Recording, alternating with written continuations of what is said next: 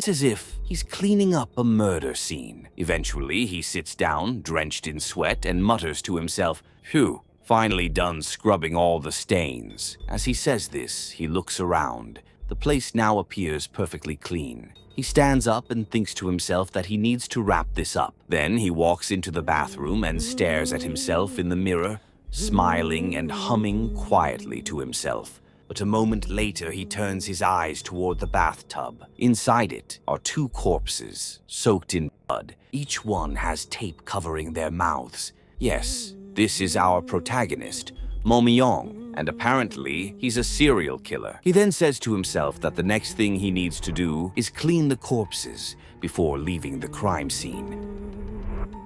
The scene shifts to the same location, but now, 11 hours later, the house is now filled with detectives and police officers. One of them asks, "What's the situation?" The other replies, "Not good at all. The victim's daughter told us she came home to find everything clean, including the corpses. From the looks of it, the killer stayed here for a long time, long enough to clean up everything thoroughly." One of the detectives begins to ponder. This case is similar to the ones in Choholdong and Sinpyeong. The blonde-haired officer objects, but the murder methods were different, and the locations are far apart. The black-haired detective replies, "Still, the killer's finishing touch is the same. He cleans up the entire crime scene, including the bodies, once he's done." The blonde detective asks, "You mean the same killer did both crimes?" The black-haired one explains, "They reviewed surveillance footage from the neighborhoods near all three crime scenes. So all we need to do now is check which individuals were spotted near each location around the time of the murders. Whoever shows up in all three places, that's our guy."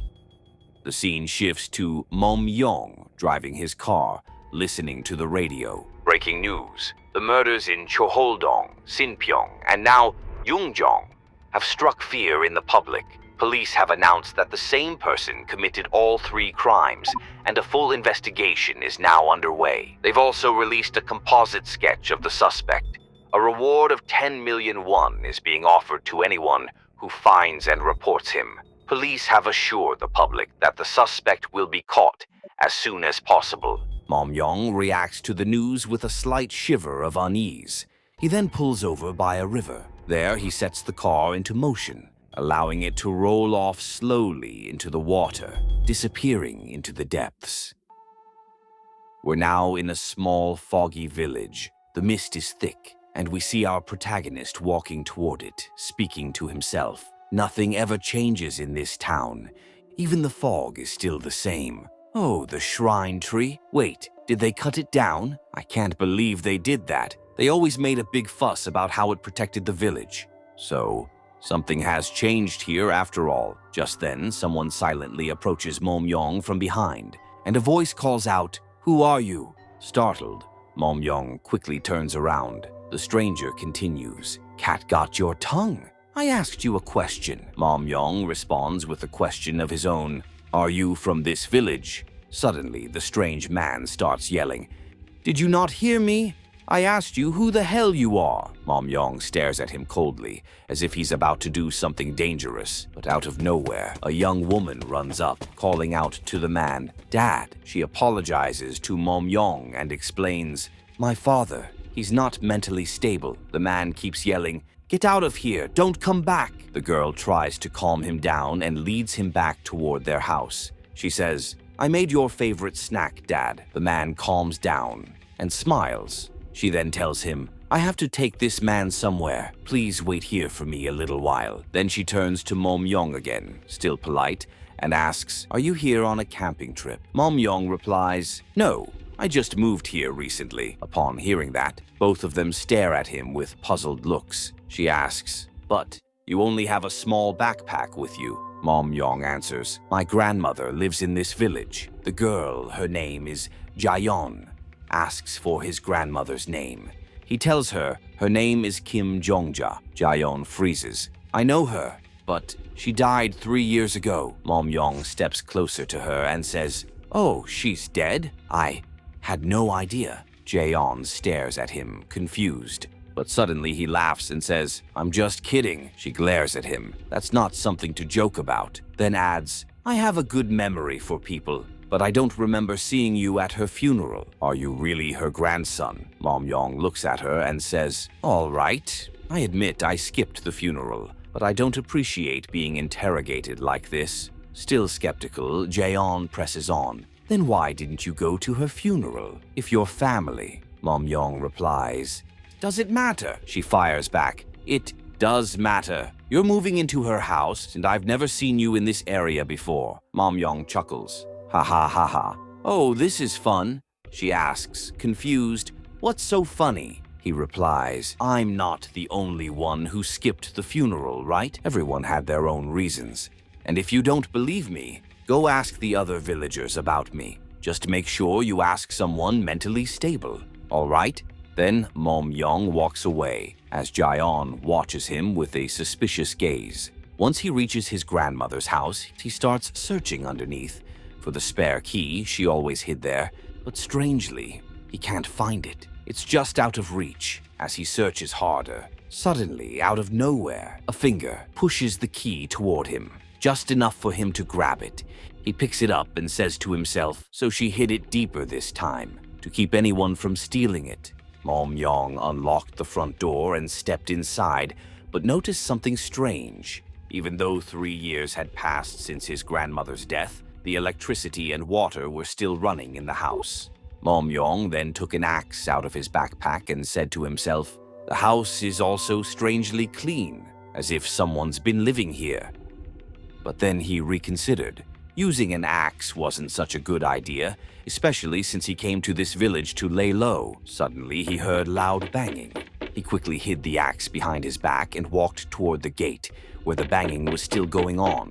Behind the gate stood 5 people, but only one of them was the one knocking. Mom-yong opened the gate and peeked out, where he was greeted by an elderly man with silver hair, who said, Good evening, I'm Seok-dae No, the head of the Gwichon Village Association.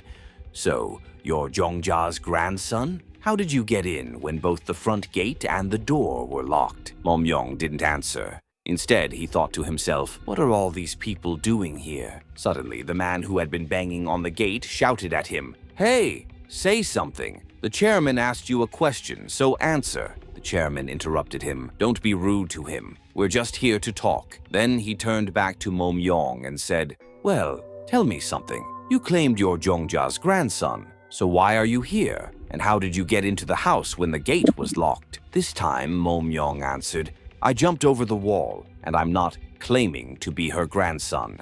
I am her grandson. Right after he spoke, the man who had knocked grabbed him by the collar and yelled, Is that how you talk to your elders? Show some respect, you idiot. Mom-yong's expression didn't change, even as the chairman spoke up. Heh, don't be too hard on him. You're scaring him. Hearing that, Mom-yong smiled, removed the man's hand from his collar, and headbutted him, sending him flying backward with a bloody nose. Mom-yong started to notice their strange reaction. He had just assaulted someone, and yet none of them reacted at all. The chairman looked at the man on the ground. His name was Hyun Seop, and told him to get up. Then he stepped closer to Mom-yong and said, I apologize on his behalf. He was rude to you. Haha. Yes, it's much easier to tell you're her grandson when I see you up close. Then he ordered his men to leave, satisfied they had confirmed what they came for. But Mom-yong suddenly stopped the chairman, asking him about the clean state of the house and whether someone had been living there before he arrived. The chairman replied, Of course no one lives there. Since no one showed up to her funeral, the villagers took turns cleaning the house as a way to honor your grandmother's spirit. That's all there is to it. Then the chairman and his group left, but Hyun Seop leaned toward him and whispered, Chairman, are you really going to let that bastard live here without doing anything? The chairman, now facing the house, said, Look up at the roof. Don't you see her dancing joyfully? On the roof was something strange, like a black, ghostly figure of a woman dancing with joy. Once they had all left, Mom-yong stood at the gate, staring at it, unaware that Jaeon, the girl he met earlier with her father, was hiding nearby, silently watching. Mom-yong, noticing they were gone, reached into his pocket to grab a cigarette. But just then, Jaeon suddenly rushed toward him and greeted him.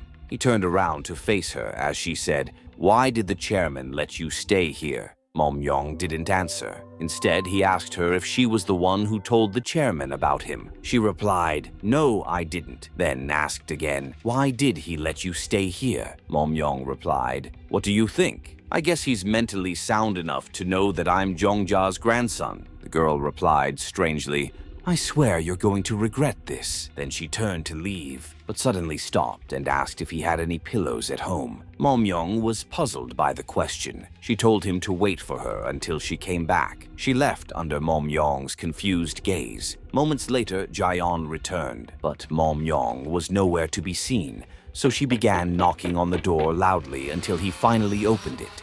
She scolded him for not waiting for her, then handed him a pillow and a blanket, since she saw that he only had a backpack. Mom-yong asked her, "Why are you doing this for me?" Then continued, "Don't you find this strange? All I've done is make fun of you." Jaeon replied, "This is my way of apologizing for doubting you were really Jongja's grandson." Then she gave him the pillow and blanket and walked off, though she kept glancing back at him every now and then. Mom-yong went inside the house, sat down, and stared at the pillow and blanket, thinking to himself. Moments later, we see the blanket torn apart, and the pillow too. Mom-yong is standing there, holding something in his hand. What he's holding is a yellow piece of paper with strange red writing on it. It's a talisman. He held it up with a wicked smile creeping across his face.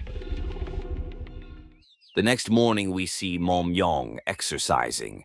The talisman is lying in front of him. He's thinking to himself, what is that girl Jaeon trying to do? The scene cuts to Hyun-seop, the man whose nose was broken by Mom-yong. He's grabbing a chicken, ready to leave with it, but an old man stops him and asks what he's doing. Hyun-seop replies, "Oh, Seong-shik, the chairman asked me to bring a chicken." The old man responds angrily, "The chairman asked for a chicken, so why are you taking one of my chickens? You did the same thing last time too. You bastard, can't you go buy one from the market yourself? Why do you keep stealing my chickens?" Hyun-seop steps toward the old man, threatening him. "Seong-shik, are you refusing a request from the chairman?" Seong-shik replies, suspicious, "The chairman didn't ask you to do this, did he?" Hyun-seop mockingly replies, "Wow, you're really sharp, huh? Well then, let me borrow this chicken for a while, okay?" We return to Mom-yong, who is out for a morning jog. He stops, exhausted, and thinks to himself, "I need to quit smoking. I can't even run properly anymore." Suddenly, he hears a noise ahead of him. It's the old man Seong-shik trying to stop Hyun-seop from stealing his chicken. Then suddenly, Hyun-seop hits the old man in the face with the chicken, knocking him to the ground, just as the chairman arrives. Seeing the chairman, Hyun-seop instantly tenses up. The chairman speaks calmly but firmly. "So, this is why you're late. Didn't I tell you to be careful, especially on foggy days? Why do things that might anger the mother?" Then the chairman checks on the old man and assures him, "I'll pay for the chicken." After that, Hyun-seop turns to the chairman and asks, "What should I do to avoid angering the mother?" The chairman replies, "Take responsibility for your actions, and don't ask me what you should do." Mom-yong watched in disbelief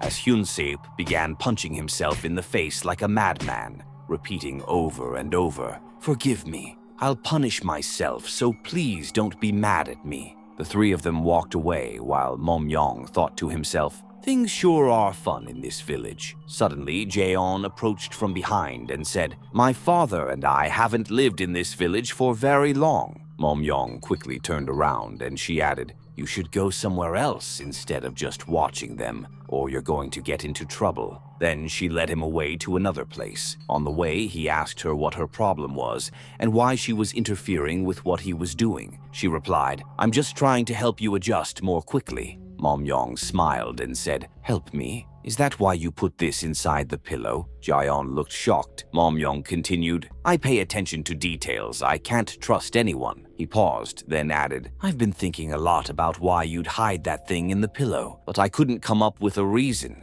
Jaeon explained, "I put it there to protect you from ghosts. There are a lot of them in this village." Mom-yong tore the talisman apart, despite Jaeon shouting for him to stop.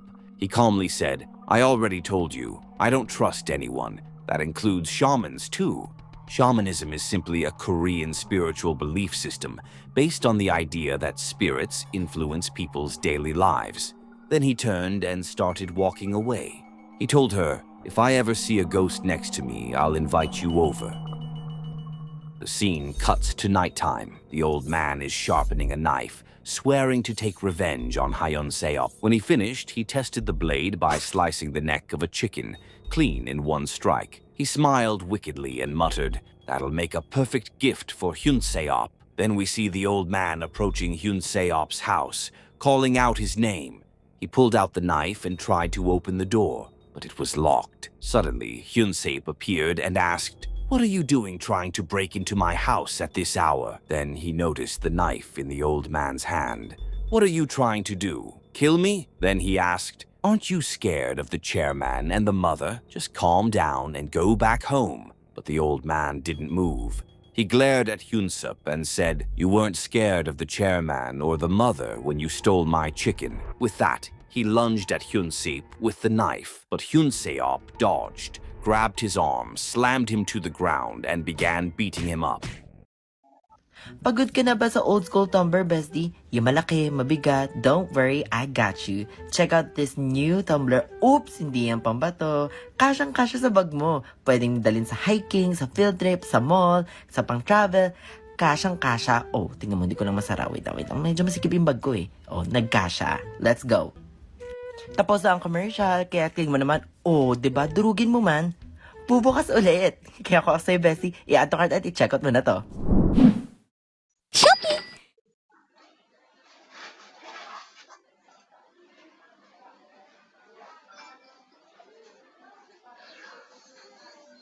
Beating him up.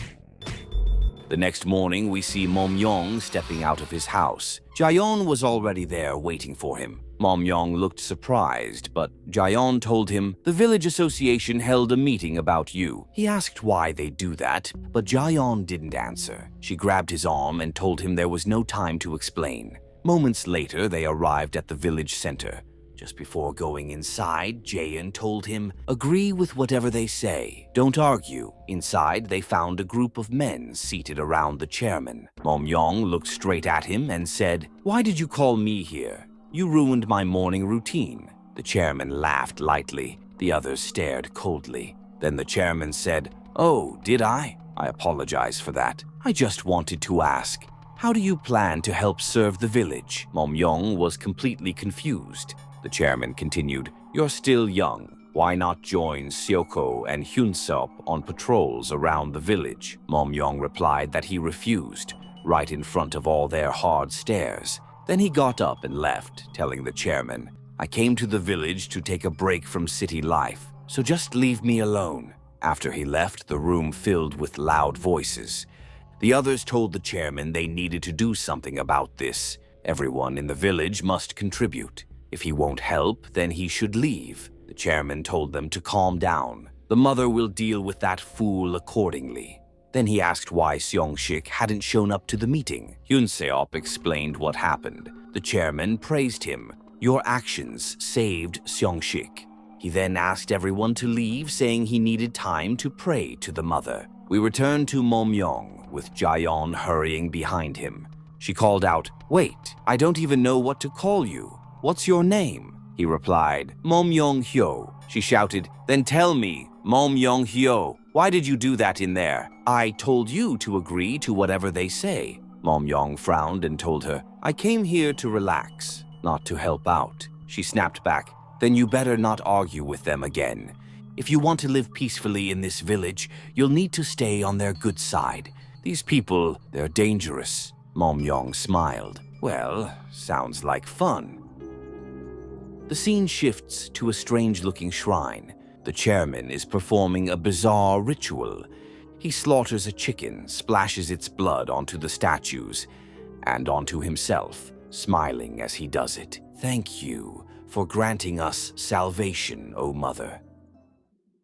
Cut to a car driving along the road. Inside are a couple and their son. They're chatting happily. We learn that the father is a police officer. The family shares a sweet moment. The boy says he wants to be a police officer like his dad one day, so he can protect them from the bad guys. Suddenly, a cargo truck crashes into them. Under the father screams to his wife to hold on to their son, Mom-young. The car then crashed into the fence and stopped. A person approaches the car holding a shovel. He's not alone. There are others with him. One of them checks the father. He's dead. Another one asks, "What do we do with the woman and the boy?" The other replies, "We can't kill the boy. That brings bad luck." Then, looking at the woman, he says, "May you be reborn in paradise." He kills her in front of the crying boy. Cut to Mom-young jolting awake from sleep, as if he just had a nightmare. Scene change. The old man is sitting with his wife. She's made him the chicken soup he asked for. But as he starts scolding him for drinking wine in the early morning, for threatening Hyun Seop with a knife, and more. But what really made him lose it was when she said, "Hyun Seop deserved that chicken. He saved someone from the mother. You, on the other hand, are just sitting here eating soup like it's nothing." The old man slammed the table and shouted, "I'm sick of all this mother nonsense. She should have punished Hyunsip she first for stealing my damn chicken." He stormed out of the house, wine in hand, cursing the chairman, the mother, and everything else. Suddenly, we see Jaeyeon greet him. She sits beside him and offers him some peaches. But when the old man finds out she's also planning to give some to the newcomer, Mom-young, he explodes. "You little bitch." Jaeyeon is stunned. She tells him she should leave. He's too drunk, but he grabs the knife from the basket and starts mumbling incoherent, creepy words. Jaeyeon becomes frightened. She picks up the basket and turns to leave, but the old man slashes at her with the knife and cuts her hand. Jaeyeon stumbles back in pain and fear. The old man steps forward, looming over her. You're the cause of all my problems. It would be better if I just got rid of you once and for all." No one asked me how she became the cause of his problems. I don't know either. It's just drunken talk. None of our business. After hearing that, Jaeyeon barely managed to escape him, but then he started chasing her. Moments later, she finally reached Mom-young's house.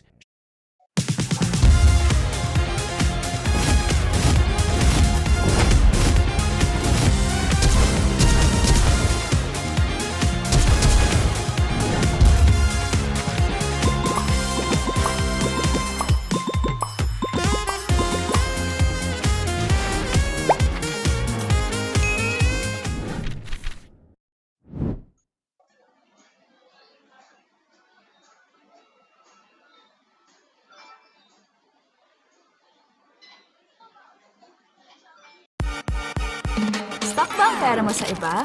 Then get banked with Maya. We'll get it moving, get it growing, and get it going globally. Galaw-galaw na and get banked.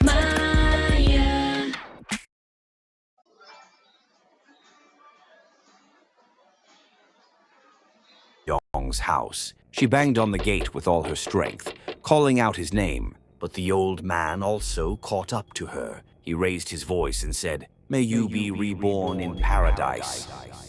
Then he lunged at her, intending to kill her, as she cried and screamed for Mom-young's help. Suddenly, a foot smashed right into the old man's face, sending him crashing to the ground. It was Mom-young. He had rushed out of the house, completely naked, still drying his hair as if he had just finished showering. He looked at Jaeyeon and asked, "What do you want this early in the morning?" Jaeyeon replied, "Seong-shik. He tried to kill me. That's not like him at all." Mom-young noticed the wound on her hand and began wiping the blood off. Suddenly, the old man jumped up and raised his knife toward Mom-young. "All my problems will go away if I kill you too." Then, strangely, he began hearing whispers, urging him to kill them. His pupils turned white, and again he charged at them with the knife. But Mom-young, quick on his feet, grabbed his towel and whipped it at the old man to distract him, then landed a strong side kick to his head. A perfect KO, but weirdly, the old man stood up again. Mom-young was stunned. That kick should have been more than enough to take him down. Seeing this, Mom-young struck first this time. Another solid blow knocked him down again, but even while crouched, the old man was still trying to scratch him with his fingers. Mom-young barely dodged it, then struck the old man's legs, knocking him flat on the ground. Yet the old man still tried to rise again. But this time, Momyong didn't let him. He wrapped the towel around the old man's neck and began choking him. Still, the old man bizarrely kept trying to claw at Momyong, even scratching his chin. Seeing this, Momyong pulled tighter until the old man finally passed out, as Jayon screamed at him to stop, afraid he might actually kill him. Momyong let go when the old man collapsed, unconscious. Jayon quickly rushed to check on Momyong. He was confused by how fiercely the old man resisted. It just didn't make sense. She told him it's like he was possessed by a ghost. Momyong said he was sick of this nonsense, but Jayon insisted. You saw how unnatural his strength was. Suddenly, as she was talking about how many ghosts exist in this village, a drop of blood from her hand fell to the ground, and she began acting strange, as if she too had just been possessed. Then she suddenly ran inside Momyong's house. Momyong groaned, "Too many lunatics in this village." He followed her inside to get her out, only to find her standing awkwardly, facing the wall as if she had regained consciousness. He asked what she was doing, but she suddenly dropped to her knees and started digging into the floor with her bare hands. "There's something buried here," she said. A few moments later, she uncovered a hidden pot. She pulled it out and then began speaking strangely. "That attack earlier, it wasn't meant for me, it was meant for you. Someone placed a curse on you." Momyong was bewildered. Jayon kept explaining, "This means someone made a sacrifice to curse you. But why is it buried in your yard? Let me burn it for you. It's filled with evil intent." Still baffled, Momyong slapped the pot from her hands. It smashed against the ground. Jayon screamed at him, "What are you doing?" Momyong looked at what was inside: raw rice and a chicken's head. Jayon kept yelling at him, "You were supposed to burn it, not break it." "There will be consequences now," Momyong replied indifferently. "I was just curious about what was inside," then started walking away. But suddenly, Jayon saw something, a dark energy, the evil intent, surging out from the shattered pot and flying straight toward Momyong. She screamed, "Look out!" Momyong turned around just in time for her to witness the dark force crash into him and shatter right before her stunned eyes.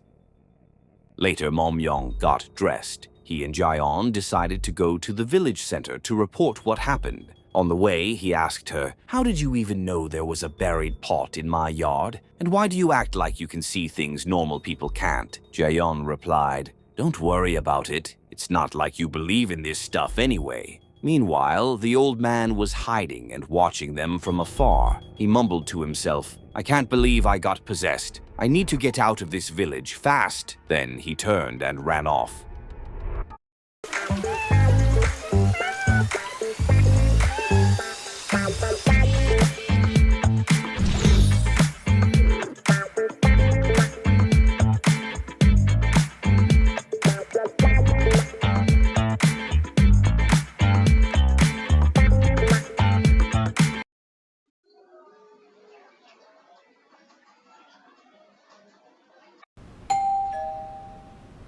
Coming! Huh? Huh? You alive? I'm still breathing. You think we'll be blamed if the kid died from that? Uh-oh.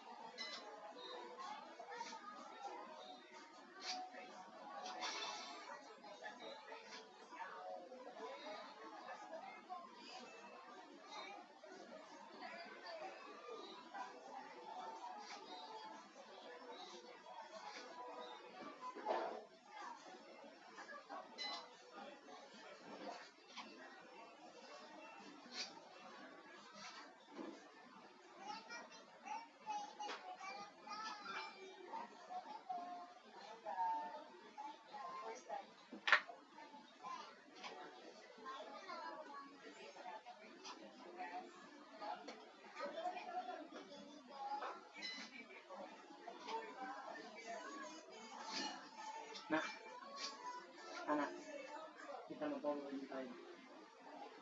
Sa kinakon. Kasi kuhan. Gawin ko, no, ipapapin. Dapat ko sa 50 minutes.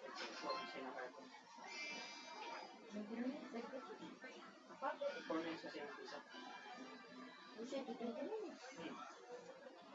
minutes. Ito na ako. Kung nila mabisay kung nag-time date. Oo, kasi 20 minutes na siya yung third person. Yung tato 30. Wala siya masapat.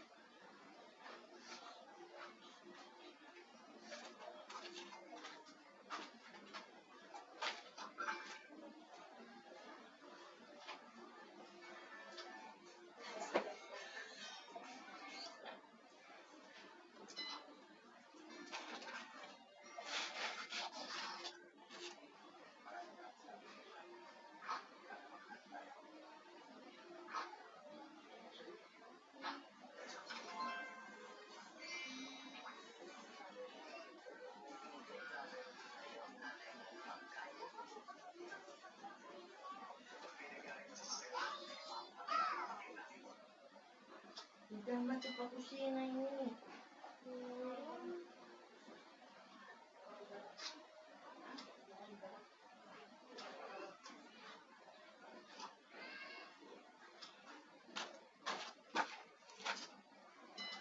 Nakano siya yung lamisan ini?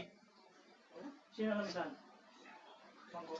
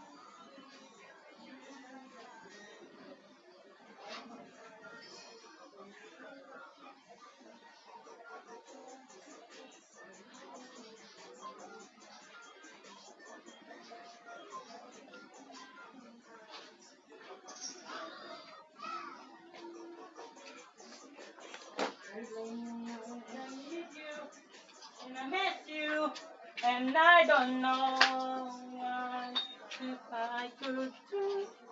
Na, na, na, na. Wanna do